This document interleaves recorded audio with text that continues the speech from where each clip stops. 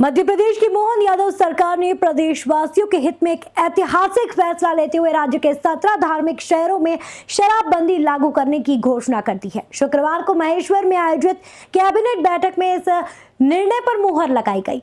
मुख्यमंत्री डॉक्टर मोहन यादव ने इसे सामाजिक सुधार और धार्मिक स्थलों की गरिमा को बनाए रखने के लिए एक महत्वपूर्ण कदम बताया है। इस फैसले का विपक्ष ने भी समर्थन किया है। शराबबंदी की दिशा में जा रहा मध्य प्रदेश को शराबबंदी की दिशा में आगे ले जाने का यह पहला कदम है। धार्मिक स्थलों पर पवित्रता बनाए रखना प्रदेश सरकार की प्राथमिकता है। इस फैसले से न केवल सामाजिक बदलाव आएगा बल्कि प्रदेश की सांस्कृतिक धरोहरों को भी संरक्षित किया जा सकेगा।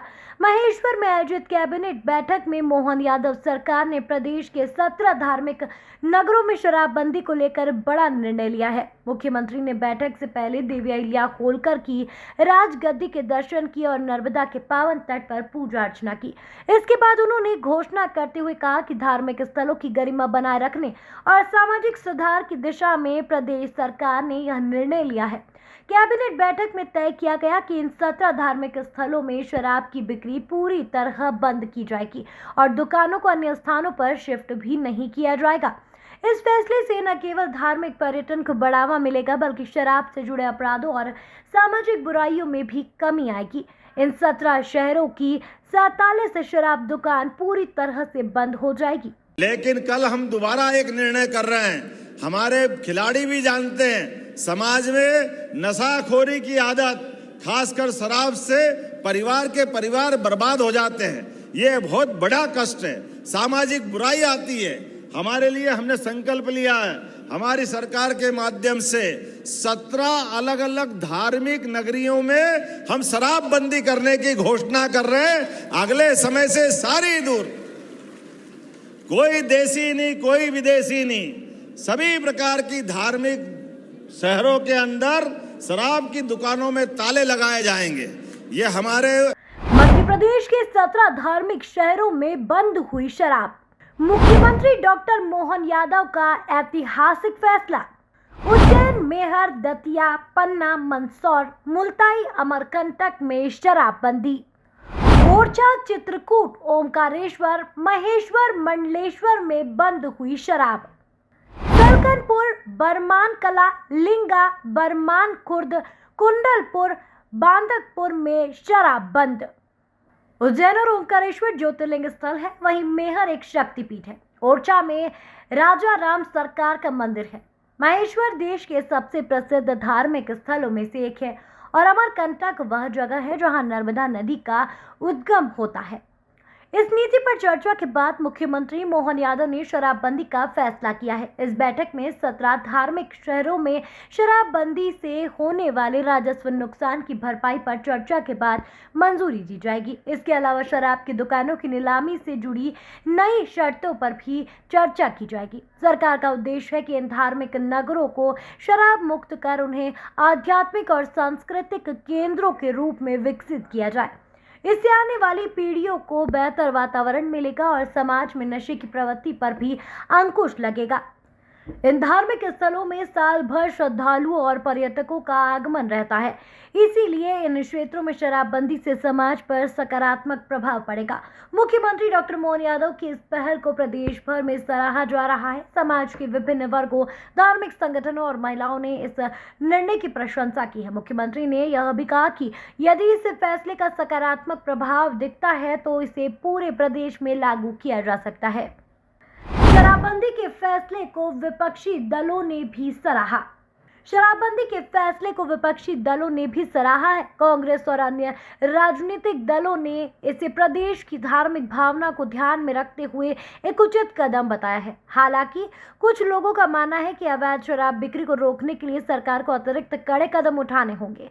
कांग्रेस के पूर्व विधायक और राष्ट्रीय सचिव सत्यनारायण पटेल ने कहा कि हम शराबबंदी का समर्थन करते हैं, केवल 17 धार्मिक शहरों में ही क्यों, शराबबंदी पूरे प्रदेश में होना चाहिए। और जिस प्रकार ये शराबबंदी कर रहे हैं उसका हमारा समर्थन है कि धार्मिक स्थान पे भले ही करें, लेकिन फिर अगर करना ही है तो पूरे मध्य प्रदेश में करें। और हम तो कहते हैं कि इसको गुजरात बनाए। इस फैसले से जहां धार्मिक और सामाजिक सुधार की उम्मीद है, वहीं सरकार को संभावित राजस्व हानि की भी भरपाई करनी होगी। कैबिनेट बैठक में इस विषय पर भी चर्चा की गई कि शराबबंदी से होने वाले आर्थिक नुकसान की भरपाई कैसे की जाएगी। सरकार का मानना है कि पर्यटन को बढ़ावा देकर इस नुकसान की भरपाई की जा सकती है। इसके अलावा शराब की अवैध बिक्री को रोकने के लिए पुलिस और प्रशासन को विशेष निर्देश दिए गए हैं। अवैध शराब बिक्री, तस्करी और होम डिलीवरी जैसे नए अपराधों पर भी निगरानी रखी जाएगी। कैबिनेट बैठक में नई आबकारी नीति पर भी सहमति बनी है, जिसमें शराब दुकानों की नीलामी से जुड़ी शर्तों पर विचार किया गया है। इस नीति के तहत शराब के अवैध परिवहन को रोकने के लिए तकनीकी उपायों को अपनाने की योजना बनाई जा रही है। के माध्यम से पूरा माननीय मंत्रीगणों के सामने CS और PS ने रखा है। जब हमारे प्रधानमंत्री 24 तारीख को पधार रहे हैं तो 24 और 25 की होने वाली ग्लोबल इन्वेस्टर समिट में वो कैसे सफल हो, सब विभागों का तालमेल कैसे हो, हमारा राज्य लाभान्वित कैसे हो, ऐसे अलग अलग प्रकार की और 25 से ज़्यादा नीतियों को भी ला करके हमने आज कैबिनेट में 2 नीतियों से शुरुआत की। हर विभाग की सुगमता के साथ व्यापार व्यवसाय में बढ़ावा देने वाली और कुल मिलाकर के राज्य की अनुकूलता से बाकी लोग लाभान्वित कैसे हो और राज्य भी लाभ कैसे उठाए, इस दिशा में हमने बड़ा निर्णय किया है। आज ये गेमिंग से लेकर के एक और खास करके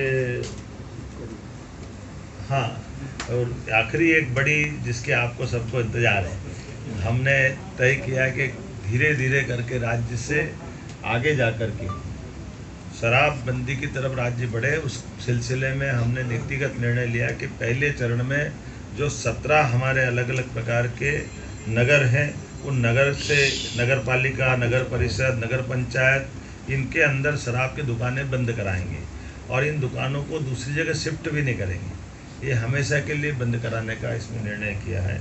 इसमें 17 धार्मिक नगरों में से 1 नगर निगम है, 6 नगर पालिका है, 6 नगर परिषद है, 6 ग्राम पंचायत है।